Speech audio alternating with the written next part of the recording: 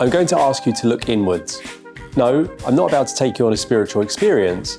I mean it's time to take a step back and take an honest reading of your company culture and decide if employee advocacy is right for your organisation.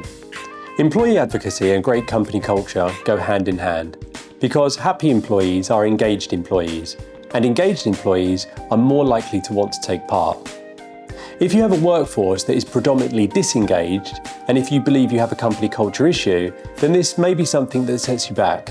In fact, it might even be that now isn't the right time to get started with employee advocacy. Employees who are unhappy and disengaged will not want to share your company's content. You can generally get a good reading of this by using sites like Glassdoor. The next thing you need is a non-negotiable. You have to have content, and you need enough of it to populate your employee advocacy program. If you don't have the content output currently, you'll fall at the first hurdle, as you'll quickly run out of content to provide to your colleagues. 2 to 3 pieces of content weekly is the benchmark we use when onboarding new clients here at DSMN8.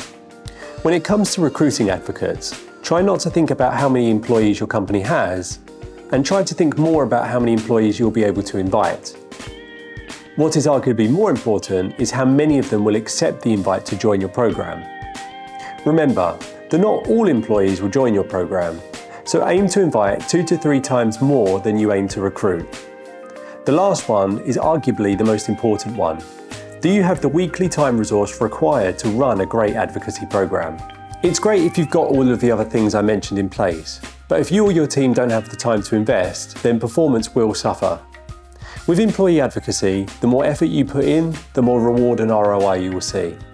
Believe me, this isn't something you can simply set and forget.